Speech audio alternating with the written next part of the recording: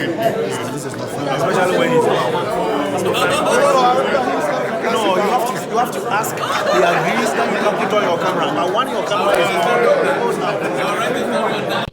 what's the success that we are expecting, and also how are you managing the emotions of these strikers or players who are doing so well in their class, but then when they come to the national team, it's a bit tougher for them.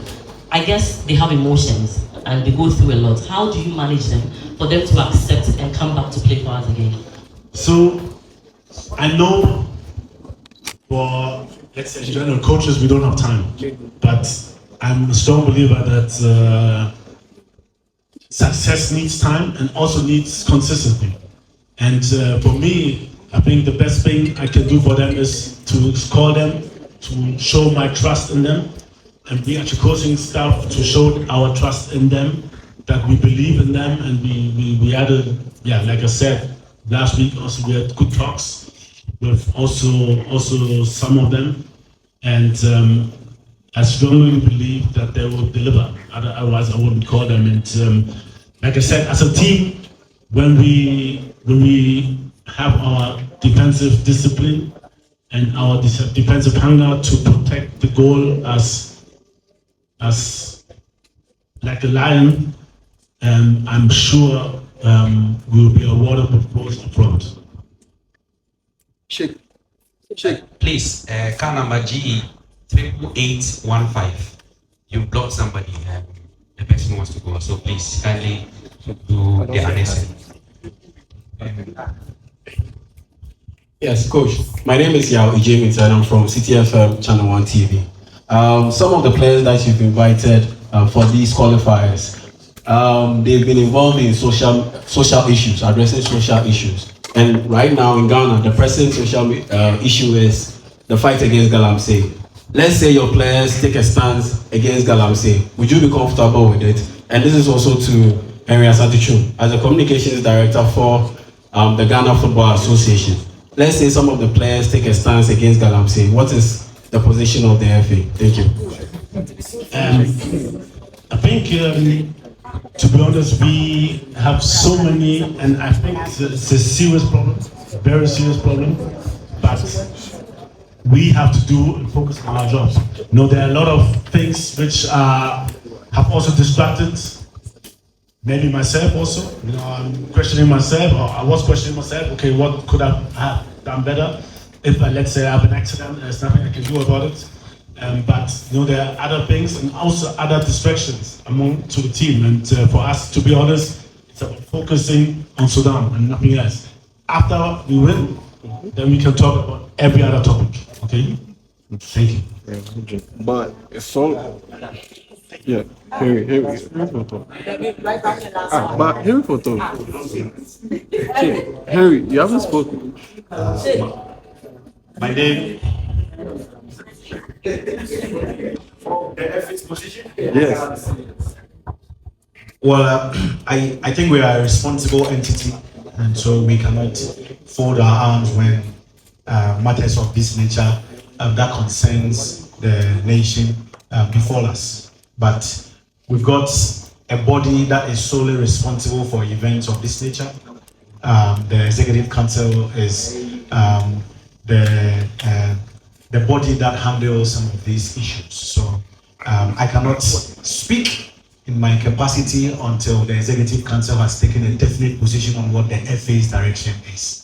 Once that comes out, I'm sure we'll communicate to the public. Thank you. Hi, Coach. My name is Kwesi Appiah, and I'm a friend of Otto Addo. Coach, it's difficult to discount the Kwesi Appiah factor. Earlier you tried answering that question. Kwesi Appiah is not just another Ghanaian. In our last two games, we didn't do too well. We lost on goal on home soil. 24 years, the first time we lost. We lost to Niger on a neutral ground, but it was supposed to be at home ground. So definitely must be under pressure to win the next game. You're playing against a team handled by Kwesi Appiah, Ghanaian, not just another Ghanaian. First of all, former captain of the Black Stars, an assistant coach of the Black Stars for 6 years, a substantive coach of the Black Stars for 4 years, who knows all the inner workings of the Black Stars, and currently an executive committee member of the FA who sits in our meetings. Yes, I remember. Executive member. It's unbelievable. So definitely, I don't know to what extent this weighs on you. It will be surprising if it doesn't really play on your mind. The issue of Kwesi Appiah.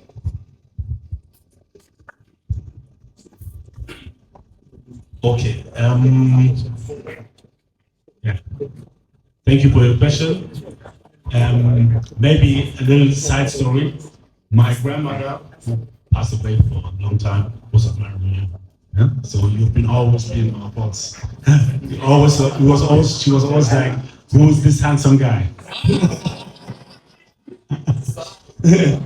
Okay, so I mean, I have so much of big respect for Kwesi Appiah even more as a human being than what he has achieved, for Ghana. And big respect for him for what he's done so far, also with the Sudan team.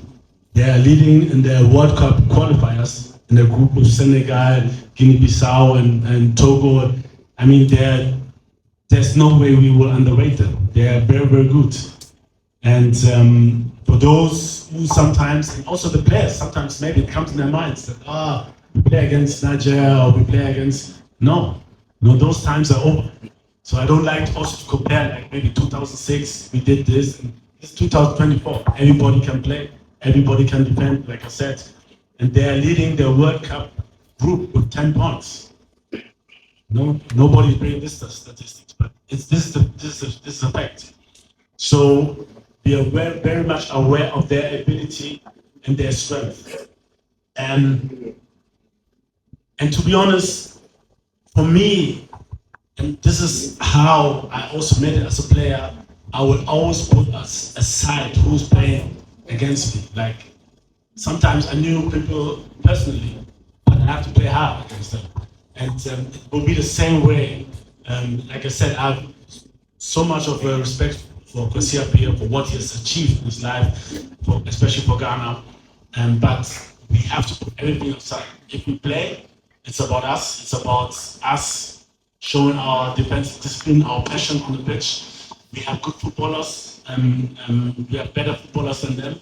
So we have to win this game. We are very much under pressure, but we were under pressure against Nigeria those days, and also against Mali when we had our away game with me the first time as a coach. And I don't know. Sometimes I think maybe the players need this. I don't know. But we're very much aware that this is a very important game. But we have to put everything aside, and this is how it works. Also as a player, you don't think about who it is or what it is. You just give your all. You don't care who it is because it can affect you, and you have to focus on the way we want to play as a team and the way we think we can win against your opponent, no matter who it is.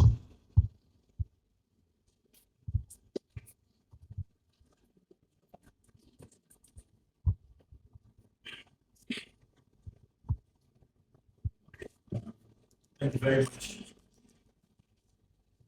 Thank you very much. Many thanks to our head coach, Otto Addo, and then colleagues. We are also grateful for your coming. Let me once again announce that the dates for the two games have changed. The first game will be played on Thursday, October 10, and the next reverse fixture in Libya will be played on Tuesday, October 15. Camping resumes on Monday. We are expecting the players to fly in from Sunday through to Monday, and then our first training will be on Monday. We will definitely communicate the plans of the FA as regards media engagement and other decisions from the head coach and the technical team via our official platforms, websites and social media as we build up to the two matches. On behalf of my colleagues, Professor Joseph Kwame Minta, Technical Director of the Football Association, Neil Armstrong Mota, Head of PR and Strategy, and my brother Joseph Tetezuta, who is with the National Teams Department, and then Sheikh Tofik, who is also with the Communications Department. Let me say once again that we acknowledge your presence and we really appreciate your coming. As we build up to the 2 games, we can only wish the Black Stars the best of luck. Enjoy your Friday afternoon and keep well. Thank you. Thank you very much. At this point, I would like to hand over to the coach for him to announce the squad. After that, we'll take your questions. Like I said earlier, we'll be very, very brief today. Thank you, coach. Hello, good afternoon, everybody. As Henry just said, I would just like to announce the squad, and afterwards we'll be ready to take in questions from your side. Maybe in advance, just for you to know, because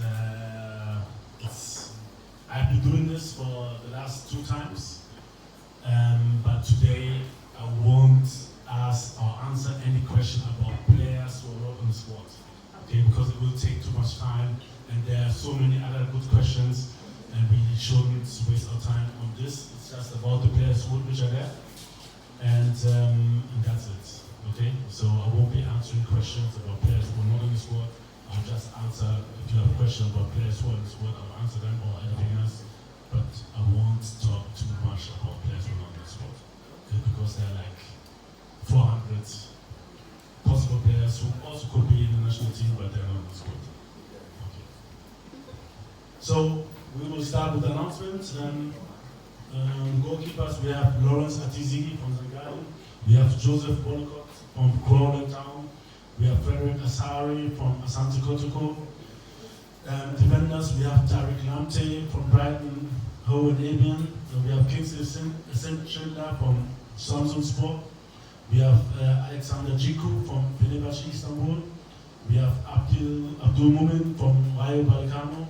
We have Mohamed Salisu from AS Monaco. We have Jerome Opoku from Istanbul Başakşehir. We have Ali Seydu from Stade Rennes. We have Gideon Menza from AG Auxerre. We have Isaac Afur from FC Samatex. We have in the midfield Thomas Partey, FC Arsenal, Ibrahim Sulemana, Atalanta Bergamo, Majid Ashimero from Anderlecht. We have Elisha Musu from AG Auxerre. We have Mohamed Kudus from West Ham United. The forwards are Ibrahim Osman from Feyenoord Rotterdam, Enes Noama from Olympique Lyon, Ishaku Abdul Patau from Leicester City, Antoine Semenyo from AFC Bournemouth, Jordan Ayew from Leicester City, Joseph Pencil from LA Galaxy, Brendan Thomas Asante from Coventry City, and Iñaki Williams from Athletic Bilbao. Thank you. Okay. Thank you very much, Coach. So 25 players have been named. Ladies and gentlemen, it's now time for your questions. You raise your hand. You tell us your name, your media house, and your question. Flo.